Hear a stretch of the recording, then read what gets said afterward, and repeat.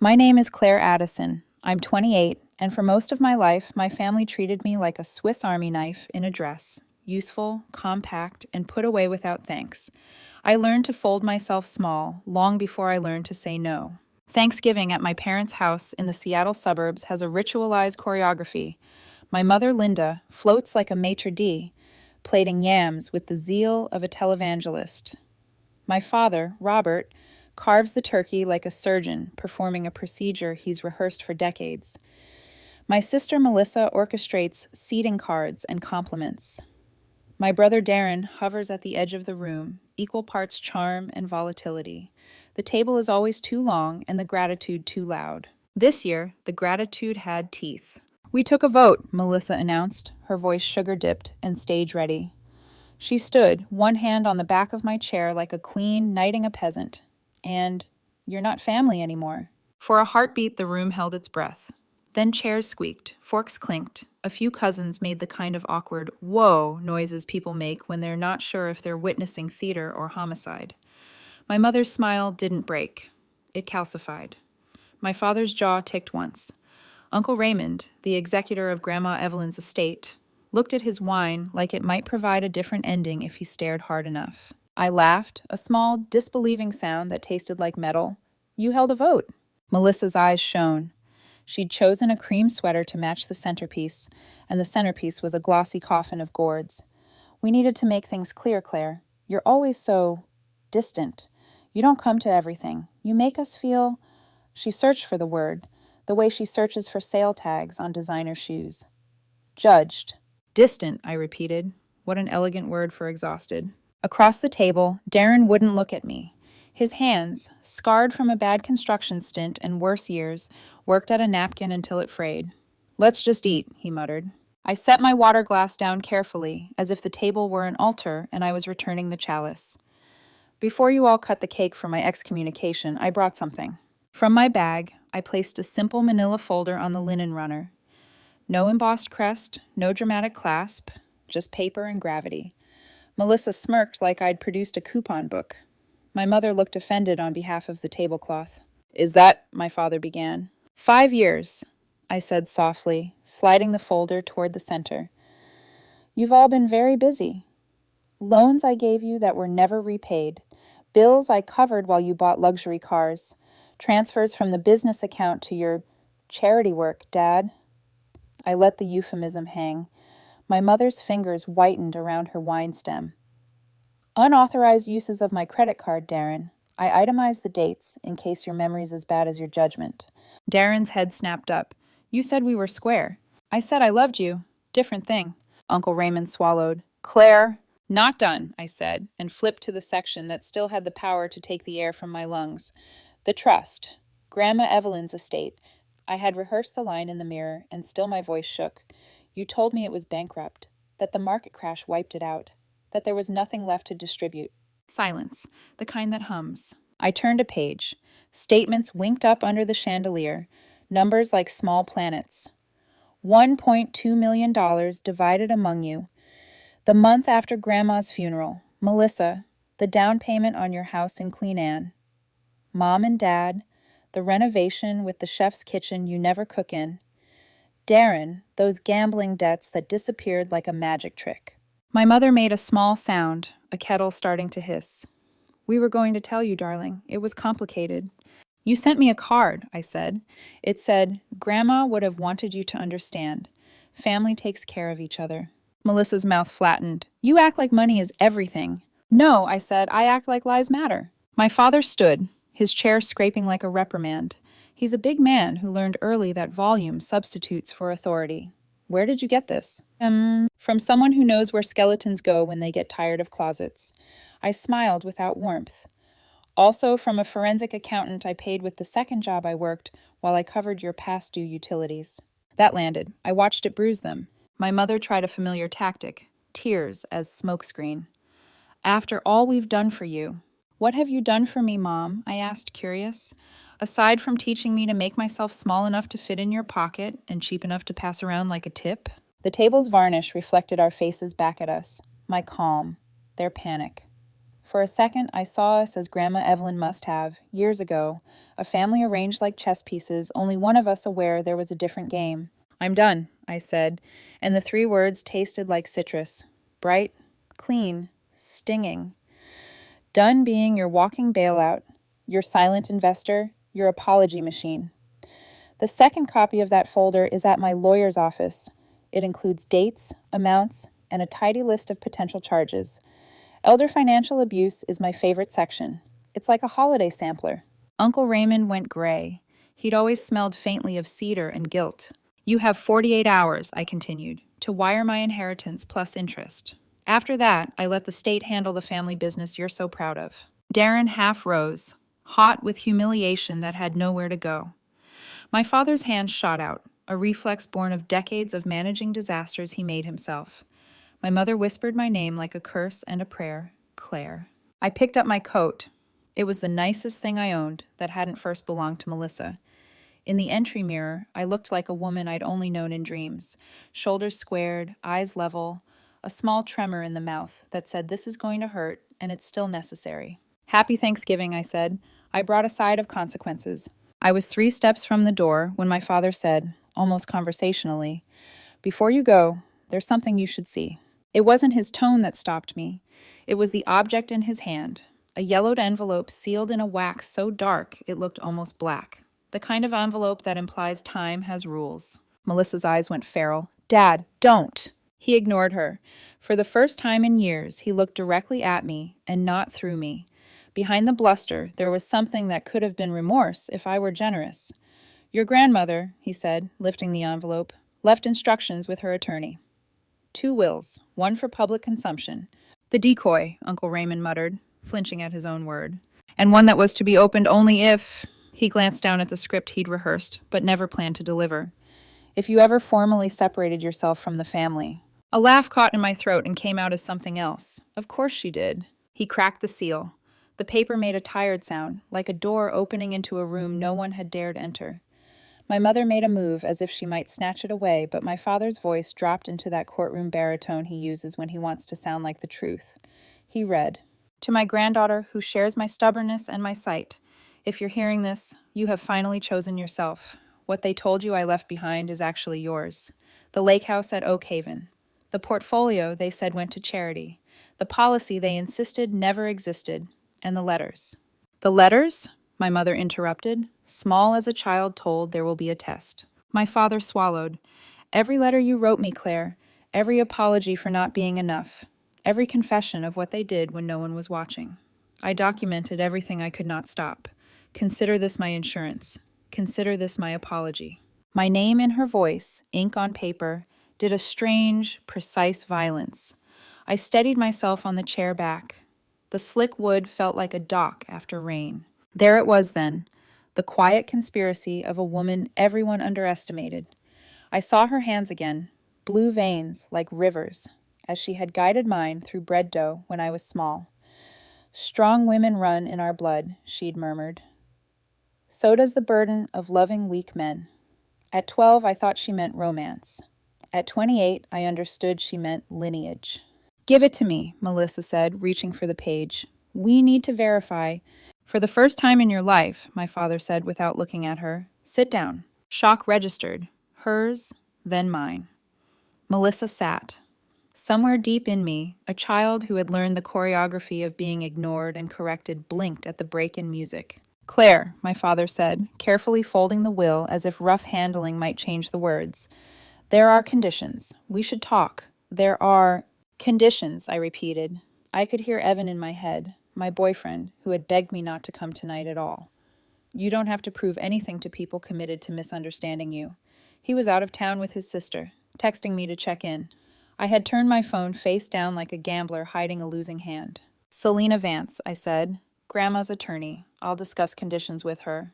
"Dorothea," Uncle Raymond corrected weakly. It's mine," I said, with a steadiness I hadn't earned yet, but would. "What's left of her and what's left of me." Melissa's face had gone chalky. "You can't just take everything. We had plans. Her hand drifted to her abdomen, emotion barely there, a secret blooming into the room. Her eyes flickered to mine, daring me to be cruel. I'm pregnant. The confession cracked something in the silence. My mother gasped. Darren's mouth opened, then closed. My father seemed to shrink and sharpen at once. Congratulations, I said, and meant both syllables to be knives and a small, sterile kindness. I hope you love your child enough to never make them earn it. I slid the manila folder closer to my father. 48 hours, I reminded him. Wire the funds. Then we'll see what the law has to say about the rest. I put on my coat. The air in the foyer smelled faintly of oranges and bleach, holiday and scrubbed guilt. Behind me, the family I was born to recalculated. New math that did not include me as a variable. My hand found the doorknob, cold metal, honest and uncomplicated. I turned it, and the night opened like a mouth. Claire, my father called, softer now, as if he were rehearsing a different version of himself. She left you a letter, too. I know, I said without looking back. She always did. Outside, the November air cut clean. I walked to my car lighter than I should have been and heavier than I'd ever felt. Somewhere far away, a train sang its lonely metal hymn. I thought of the lake house at Oak Haven, a place I hadn't seen since I was a kid, a place that had somehow waited for me like a held breath. They had voted me out of a myth. I had voted for myself. I opened the car door and slid in. My phone lit up. Evan's name, a simple, "Are you okay?" blinking on the screen. I typed back, "Not yet, but soon." Then I drove, the road unspooling into a future someone had planned for me, with love I hadn't known how to believe. Behind me, in a house full of food, they began to starve. The next morning, I woke up on my couch to a half-empty glass of wine and the realization that I'd actually done it, walked away. Outside, Seattle's rain pressed against the windows like it was trying to be let in. The world looked the same, but something had tilted. Gravity didn't feel as loyal to me anymore. Evan called. His voice was soft, cautious. "Claire, talk to me. How bad was it?" I stared at the coffee mug in my hand, the chipped one from college that had survived every move, every job. "They voted me out," I said simply. Then Dad opened Grandma's real will. Silence. Then, "What does that even mean?" "I don't know yet," I said. "But apparently, Grandma planned for this moment years ago," he exhaled. "That sounds like something your family would turn into a weapon." "Or a rescue mission," I whispered. By noon, a courier envelope arrived at my apartment. The return address, Vance Legal Associates, Millbrook, WA. Inside was a formal letter on heavy cream stationery. "Dear Ms. Addison, your grandmother, Evelyn Grace Ashworth, requested that I contact you in the event the alternate will was disclosed. I represent her estate. Please contact me immediately to arrange delivery of documents and assets held in trust for you. Sincerely, Dorothea Vance, attorney at law." There was a handwritten note beneath it. "She told me you'd come. DV." For a long minute, I just sat there, reading the name over and over. Grandma Evelyn had always felt like a ghost, even when she was alive, too polite, too still, and yet she'd been plotting something monumental beneath that silence. I thought back to the last time I'd seen her, Christmas 3 years ago. She'd held my hand too long at the door, her eyes glossy with something that wasn't cataracts. "You have a brave heart, Claire. Don't let them teach you to be ashamed of it." I'd brushed it off then, hurrying to catch my bus home. Now it landed like a prophecy. 2 days later, I was sitting in an oak-paneled office in Millbrook, the air smelling faintly of cedar polish and paper. Dorothea Vance looked exactly how I imagined someone with that kind of handwriting would. Silver hair pulled into a low bun, posture that could hold a courtroom's attention without ever raising her voice.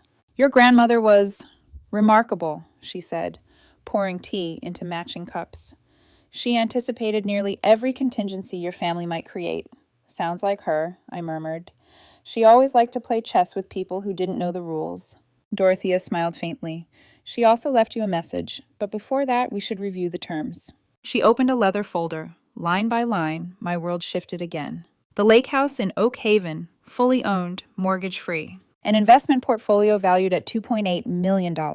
A life insurance policies that had been declared non-existent. And, Dorothea paused here, a series of personal letters and evidence files that documented every financial and emotional abuse within my family. including forged signatures and hidden transactions. She documented everything, Dorothea said, even conversations. She wore a recorder during family dinners for 3 years. My stomach flipped. What? She knew this day would come. She didn't want you to be defenseless when it did. Dorothea handed me an envelope sealed with wax. My name, Claire, written in Grandma's distinct cursive. I didn't open it right away. My hands shook. You can read it here if you'd like privacy, Dorothea said. I'll step out. When the door clicked shut, I tore it open. My dearest Claire, if you're reading this, you have finally seen them for who they are. I wanted to protect you in life, and failed, so I did what I could in death. What I leave you isn't wealth. It's proof. Proof that you were never the problem. Proof that their cruelty was cowardice, not truth. You can use it to fight them or to free yourself. The choice is yours. But know this, you owe them nothing, not even forgiveness. Love always, Grandma Evelyn. Tears came fast and angry. For years, I'd begged that woman, anyone, for validation, a single acknowledgement that what I felt was real. Now she was giving it to me from beyond the grave. When Dorothea returned, I was composed again, but the ground beneath me had shifted. I'll take everything, I said quietly. The properties, the accounts, and I want copies of all the documentation. Dorothea nodded. Of course. There's one more thing. Your grandmother instructed me to tell you about the lake house only after you've moved in. She believes some truths are best revealed slowly. Typical, I said, managing a small smile. She always liked to make the ending worth the wait. That night, back in my apartment, I stared at the keys Dorothea had given me. Old brass, cool against my palm. Oak Haven Lake House etched into the tag. I should have felt triumphant. Instead, I felt hollow, like someone who'd just won a war by becoming the last survivor. My phone buzzed, a text from Melissa. You got what you wanted. Hope you're proud of yourself. I typed back, pride isn't the word, then deleted it before sending. Another buzz, this time from an unknown number. Ms. Addison, this is your father. We need to discuss Grandma's will. Come home. Home. The words sat like a pit in my throat. That house had never been home. It was a theater, and I'd been the unpaid crew.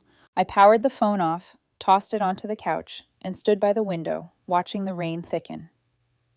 Somewhere beyond the city, a house waited on the edge of a lake, full of secrets and silence. I whispered to the glass, All right, Grandma, I'll come find what you left me.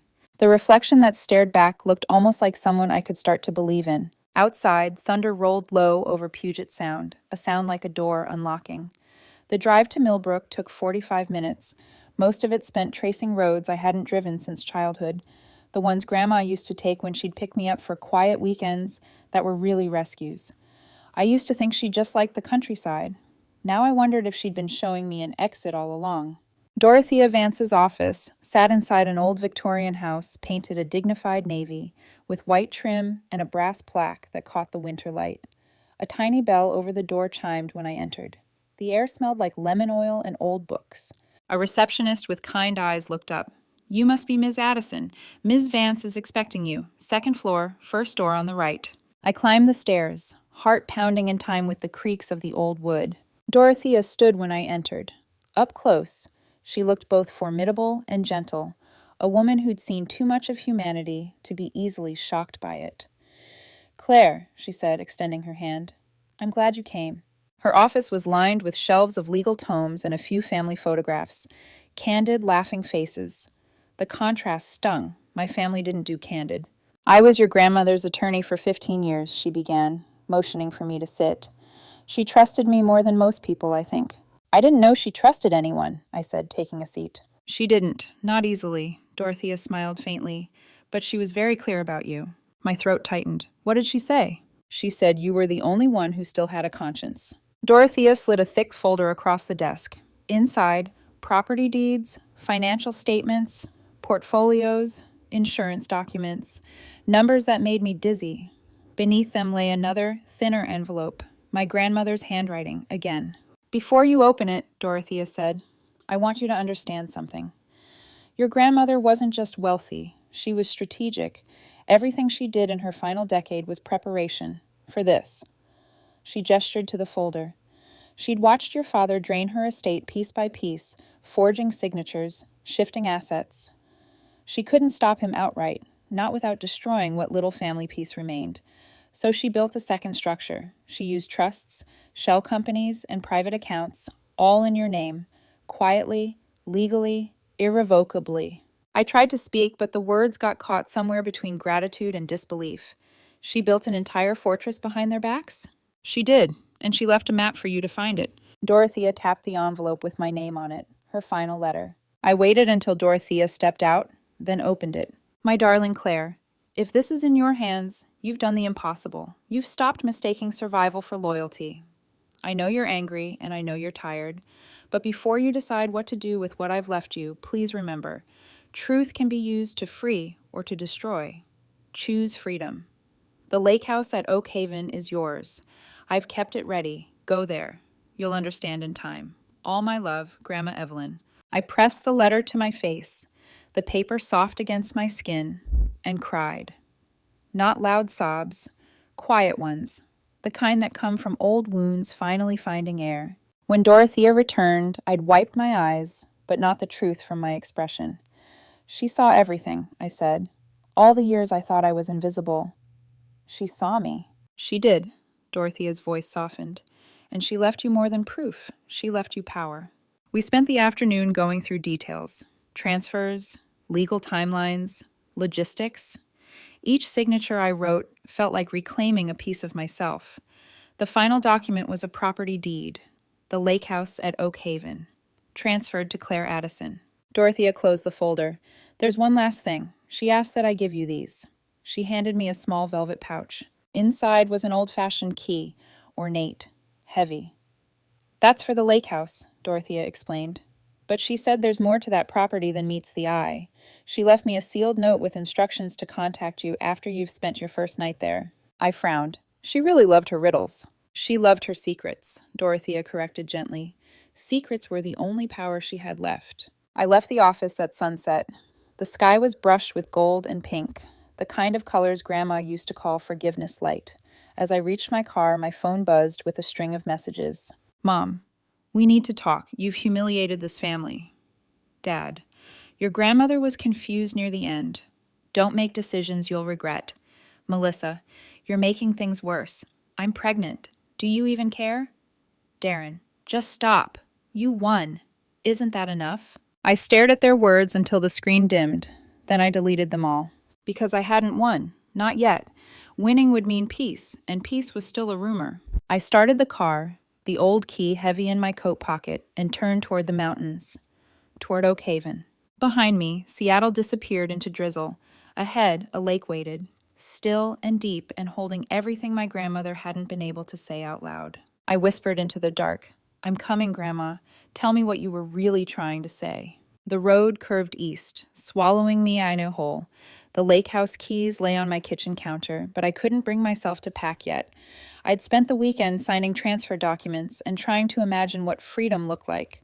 Mostly it felt like silence, the kind that's too clean, too wide. Sunday night, as I was sorting through unpaid bills that no longer mattered, my phone buzzed again. An unfamiliar number. Melissa, please, can you come? It's an emergency. I'm at Mercy General. I'm bleeding. For a long minute, I just stared at the screen. A dozen versions of me argued inside my head. The one who'd been exiled said, ignore it. The one who used to braid her sister's hair before school whispered, you can't. I grabbed my coat and keys. Mercy General was the same hospital where we were both born, where Darren got his stomach pumped after his overdose, where our father's heart attack had turned out to be acid reflux and shame. The building itself felt haunted by our family's worst moments. Room 412. The door was cracked. I heard voices, Mom's sharp whisper, Darren's anxious pacing, Melissa's broken sobs. When I pushed the door open, the noise stopped. Mom stood by the window, pale and rigid. Darren leaned against the wall, his eyes bloodshot. And Melissa, she looked so small. No makeup, no smirk. Her face was blotched from crying. You came, she said, voice trembling. I shouldn't have, I answered, but I did. Mom took a step toward me, but I lifted a hand. Don't. I'm not here for you. She froze, then pressed her lips together, the way she always did when her control slipped. I walked to the bedside. What happened? Melissa's hand went to her stomach. They don't know yet. Could be nothing. Could be something else. Tears slid down her cheeks. I'm so scared. For a moment, anger and sympathy crashed inside me. I know, I said softly. I've been scared my whole life. The silence stretched. Darren cleared his throat. We shouldn't be fighting right now. I looked at him. His arms were crossed, his jaw twitching. He still smelled faintly of the cologne he used to wear when he was trying to hide the scent of smoke. You mean like at Thanksgiving? I said. He winced. I didn't vote, Claire. You didn't stop them either. He stared at the floor. Because I'm weak. Because I always have been. I wanted peace more than I wanted truth. I nodded slowly. It was the first honest thing I'd heard from any of them. Melissa whispered, I'm sorry. I turned to her. For what? The shirts? The vote? The way you laughed when Mom said I'd probably die alone? All of it. Her voice cracked. I was jealous, Claire. You were the strong one. You worked, you didn't need anyone. Dad listened to you even when he pretended not to. She broke off, choking on the words. Wanted to matter. I stared at her. She looked like a child again. You could have just talked to me. Would you have listened? Honesty burned. Probably not, I admitted. I was too busy trying to survive you all. Mom wiped her eyes. Please, both of you, this isn't helping. We need to stay calm for the baby. Don't, I said. Don't pretend you care about calm. You raised a house built on drama and denial. Claire. No. My voice was sharper than I expected. You taught me that love had conditions, that I had to earn it. You all did. Mom's chin trembled. We gave you everything. You gave me responsibilities, not love. The words hung in the sterile air, cutting through the antiseptic scent. The door opened and a doctor entered. A woman in scrubs, clipboard in hand. Melissa, we have your ultrasound results. Melissa gripped the blanket. Is the baby? The bleeding stopped, the doctor said. The heartbeat is strong. Looks like a subchorionic hemorrhage. With rest, both of you should be fine. Relief broke through the room like sunlight through storm clouds. Melissa sobbed. Mom collapsed into the nearest chair. Darren covered his face. I exhaled slowly. Good, I said quietly. I'm glad. Melissa reached for my hand. Will you stay, just for a while? I hesitated. Everything in me screamed to leave. But then I saw her, really saw her. Not the golden child, not the rival. Just a scared woman holding on to something fragile. I'll stay until you fall asleep, I said. Then I'm leaving. She nodded, tears still running. That's fair. The others slipped out eventually. The machines hummed softly in the dim light. Melissa whispered, I don't want to be like them, Claire. Then don't be. How? Love your kid for existing, not for what they can do for you. She gave a weak laugh. Can you teach me how to be different? I thought about it, about whether I had anything left to give. Maybe, after I figure out who I am without all of you. Her breathing slowed, eyelids fluttering. I sat there for another hour, watching the rise and fall of her chest. In sleep, she looked almost innocent. I wondered if Grandma had ever watched me like this, hoping I'd turn out softer than the people who raised me. When I finally stood, I brushed a stray hair from Melissa's forehead. Don't waste your second chance, I whispered. Outside, the hospital corridor smelled of bleach and loss. I walked out to the parking lot under the hum of fluorescent lights, feeling the first real exhale of my life. The rain had stopped. For once, the sky didn't look gray. It looked blank, like a canvas. And for the first time, I thought, maybe that's exactly what I need. I left Seattle before dawn, the city still wrapped in mist. My car was loaded with 2 suitcases, 1 box of legal documents, and a hollow quiet that felt both terrifying and sacred. Evan had offered to drive with me, but I told him no. Some journeys can't have witnesses. The road to Oak Haven curled through forests is so dense, it swallowed sound. The GPS lost signal 10 miles before the turnoff. All I had were the landmarks Grandma once described. You'll know you're close when the air smells like rain, even when it's dry. She'd been right. When the trees opened, the lake appeared, vast, still, a mirror holding the morning sky. The house stood on a rise above it, 2 stories of weathered cedar and white trim. It wasn't grand, but it was deliberate, like someone had built it to last beyond their mistakes. I parked in the gravel drive and just stared. Okay, Grandma, I whispered. I'm here. Inside smelled faintly of lemon oil and dust. Everything was in its place.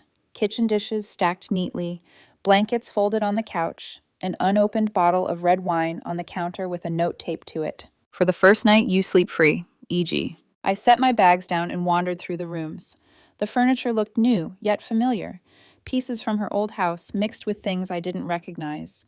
It felt like she'd rebuilt her memory here, one item at a time. The bedroom faced the lake. When I opened the curtains, sunlight spilled across the floor like forgiveness. For the first time in months, maybe years, I didn't feel like I was trespassing in my own life. I made tea and sat on the porch. The water was glass smooth. Somewhere across it, a loon cried.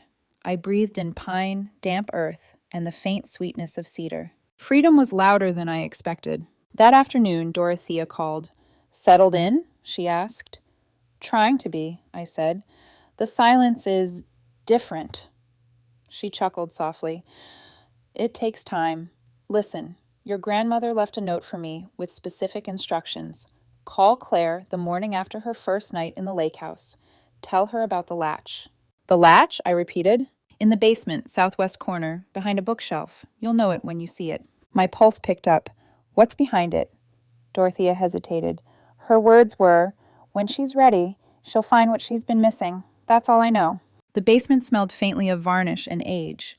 A single window let in a blade of light across the concrete floor. In the corner stood a tall bookshelf stacked with what looked like cheap romance novels, mass-market paperbacks with faded covers. I ran my fingers along the spines until I found a small indentation behind the third shelf, a latch. It clicked when I pulled, and the entire shelf swung outward, revealing a hidden room no larger than a bedroom.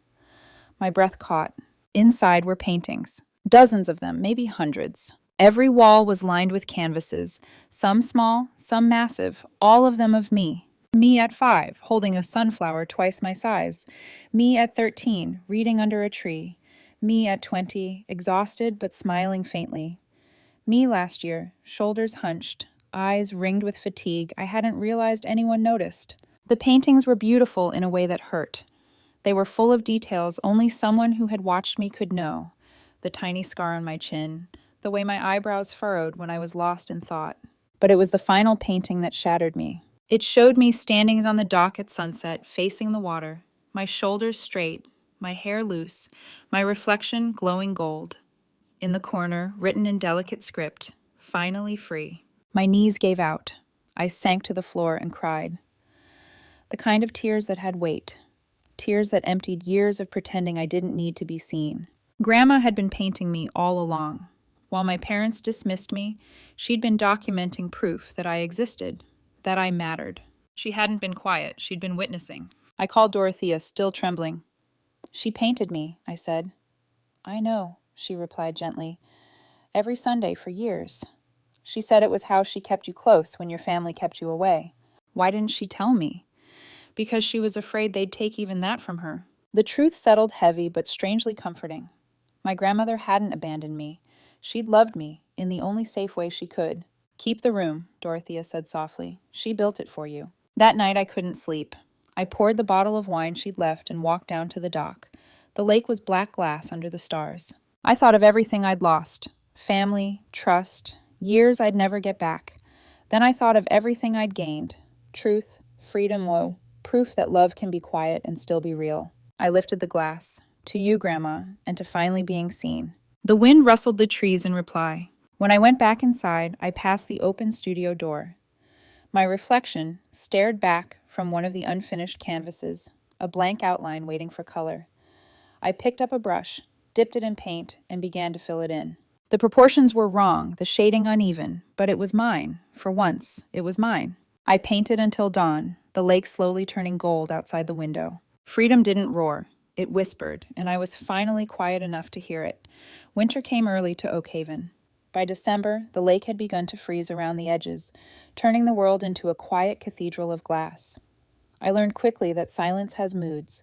There's the clean kind that feels like rest, and there's the hollow kind that echoes with everything you haven't said yet. Most days, I drifted between the two. Then one morning, a car pulled up the long gravel driveway. A woman stepped out, tall, black, mid-50s, with silver-streaked locks pinned in an elegant twist. Her coat was the color of cinnamon bark, her smile disarming. She raised a gloved hand. "Claire Addison?" "Yes?" "I'm Dr. Amara Okonwu. Your grandmother arranged for me to visit." I blinked. "My grandmother's therapist?" "Not exactly," she said, her voice melodic. She was my client first. Then she prepaid for a year of sessions for you, should you ever need them. I huffed a breath that was half laugh, half disbelief. She's still running my life from the grave. Dr. Okonwu's smile deepened. Maybe she's giving you permission to start it. We sat in the kitchen with coffee, snow piling softly against the windows. She didn't take notes, didn't pry. She just asked, "What do you want, Claire?" I opened my mouth, then closed it. No one had ever asked me that without expecting to profit from the answer. "I don't know," I said finally. "I've spent my whole life wanting things for everyone else."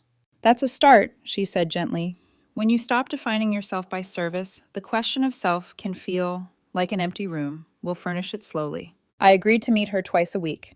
She came on Tuesdays and Saturdays, sometimes staying for tea afterward.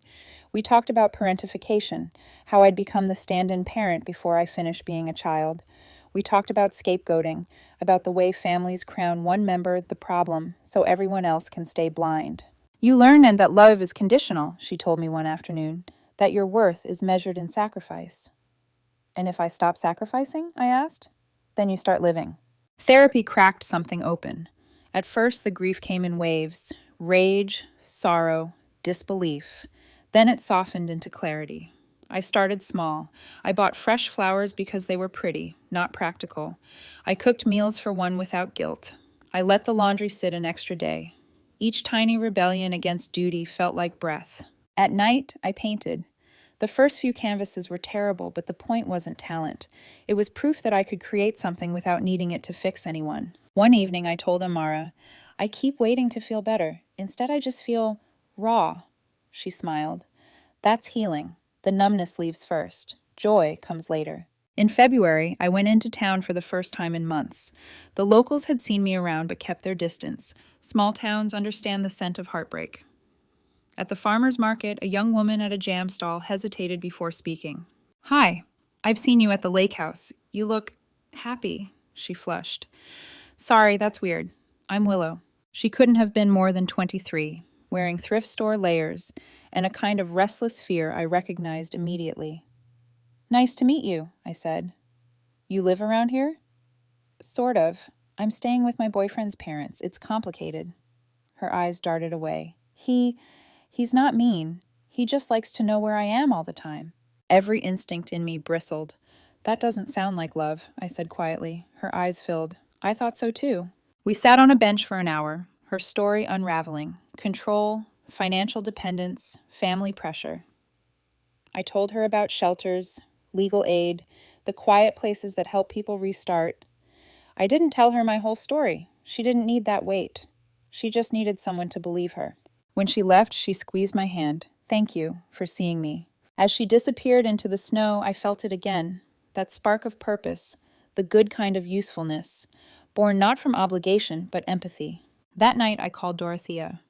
"I want to start something," I said. "What kind of something?" "A foundation. For people like me. People trying to leave toxic families or abusive homes. Legal help, therapy, money for rent, whatever it takes." Dorothea's voice warmed. "The Evelyn Grace Foundation," she said thoughtfully. "It has a nice ring to it." By spring, it was official. I donated a third of my inheritance to launch it. The first grant helped Willow get her own apartment and therapy sessions with Amara. Watching her sign her own lease felt like watching a door unlock in both of us. Healing wasn't linear. Some nights I still dreamed of Thanksgiving. The vote, the folder, the sound of my sister's voice breaking. Other nights, I dreamed of Grandma's paintbrush sweeping across canvas, steady and patient. But the mornings after were easier. I'd make tea, open the curtains, and the lake would mirror the sky back at me, calm and endless. I started writing too, pages that no one would ever see, about guilt, about freedom, about how forgiveness isn't always something you give. Sometimes it's the permission to stop explaining why you left. By May, the ice was gone. The lake shimmered under the sun, alive again. I stood on the dock one morning, barefoot, the water licking my toes, and whispered, "I'm still here." The wind answered through the pines. Not applause, not approval, just presence. For the first time, that was enough. By late summer, the lake had turned warm and restless, the way it does before autumn remembers its promises. The Evelyn Grace Foundation was thriving. We'd helped 14 people by then, women, men, even a retired teacher whose adult children had drained her savings. Each success felt like a heartbeat. But one morning the phone rang and the sound froze me mid-step. Unknown number, local area code. I almost ignored it. Then instinct made me answer. Hello? A rasping voice came through, fragile but familiar. Claire, it's Uncle Raymond. For a moment I couldn't breathe. How did you get this number? Your father didn't give it to me, if that's what you're thinking, he said, coughing. You're listed in the public phone book for Oak Haven. Guess you forgot to unlist yourself. I leaned against the counter. What do you want? To tell you something before I die, he said simply. Stage 4 lung cancer. Doctor says months, maybe weeks. I need to make peace with what I did to Evelyn, and to you. The kitchen went utterly silent except for the clock's ticking. I'm listening, I said carefully. He exhaled, wheezing. I was the executor. I helped your father falsify the first will. Your grandmother begged us to stop. She was in pain, begged for her morphine. Robert told me we couldn't give it to her until she signed, said she'd make a mess of the estate if we let her change her mind. My stomach turned to stone. You withheld her medication? Yes. His voice broke. I watched her suffer for 2 days until she signed the decoy documents. She looked at me right before she did it and said, You'll answer to her someday. I didn't know she meant you. I sank onto a chair. Why tell me this now? Because I can't die knowing you don't know the truth. I was weak, Claire. Your father was the architect, but I held the pen. Does he know you're calling me? No, he said, then coughed hard enough to muffle a groan. He'd be furious, but his anger doesn't scare me anymore. A long silence stretched between us. Then I said, I can't forgive you. I don't expect you to, he whispered. I just wanted you to have the whole story, so you could decide what to do with it. He hung up before I could answer. I sat there for a long time, numb, the receiver still in my hand. The kitchen light flickered once, and I swear for a moment I could smell paint, the faint scent of turpentine and lavender oil, the smell of Grandma's studio. I called Dr. Amara Okonwu immediately. I need to talk, I said. Come to my office, she said, now. The drive into town was a blur. When I got there, she was waiting with tea already steeped. I told her everything, every word of Raymond's confession. She listened without interruption, her dark eyes calm and steady. When I finished, I asked the question that had been chewing through me since the call. Do I turn them in? What would that give you? She asked.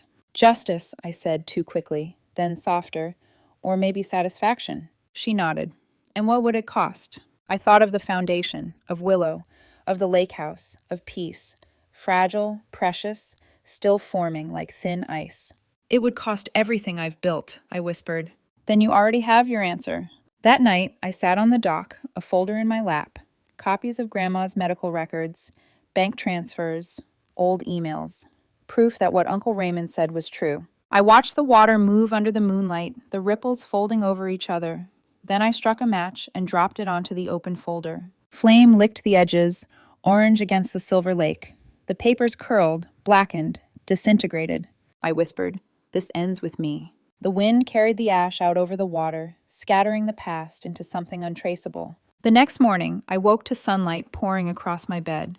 For the first time in years, I didn't feel the weight of my family pressing against my ribs. I made coffee, painted for hours, and when I finally looked at what I'd made, it wasn't angry. It was bright. Sunlight through birch trees, a path leading somewhere I hadn't been yet. Later, I wrote in my journal, Revenge is loud. Healing is quiet. I used to think justice meant exposure. Now I think it means choosing peace, even when you've earned war. That evening, Dorothea called. How are you holding up? I burned it, I said simply. A pause, then, your grandmother would understand. She told me once that she hoped you'd learn the difference between punishment and release. I smiled faintly. I think I finally do. Good, Dorothea said. Then maybe you can rest. The next day, I stood in the studio, looking at the painting I'd done months ago, the one of the lake at sunset. I dipped my brush in fresh paint and added something new. 2 small figures walking along the dock, side by side. One older, one younger, both heading toward the light. I stepped back. It wasn't perfect, but it was honest. As the last of summer drifted across the water, I whispered to the empty room, It's done, Grandma. We're free. And for once, I believed it. A year to the day since the vote. The calendar said November. but the lake looked like glass polished by forgiveness. Frost clung to the pines. The air smelled of wood smoke and cedar. I woke before sunrise and, for a long moment, listened. No ringing phone, no footsteps above me, no shouting through walls. Just wind, just quiet. My phone buzzed on the nightstand. Unknown number. I almost silenced it, then saw the text. Melissa. I know you don't owe me anything, but I wanted to try. Baby Evelyn turns 5 months tomorrow. I've been in therapy. I don't expect forgiveness. Just, if you ever want to meet her, we'll be at Pine Ridge Park, 10 a.m. I stared at the message until it blurred. Part of me wanted to delete it. Another part, the one Grandma would have called the stubborn heart, wanted to see if something good could grow in the cracks. The next morning, I drove into town. Pine Ridge Park was almost empty, leaves drifting like old regrets. Melissa was already there, bundled in a gray coat, a stroller beside her. When she saw me, she stood up fast. Claire. Melissa. We stood like awkward strangers until the baby stirred. Melissa reached down, lifted a tiny bundle swaddled in cream. This is Evelyn Grace. The name hit me like wind. I swallowed. You named her after Grandma.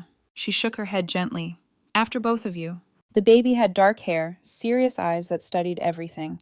When I held out a hesitant finger, she grabbed it with impossible strength. She's strong, I murmured. Like you, Melissa said. For a moment, neither of us spoke.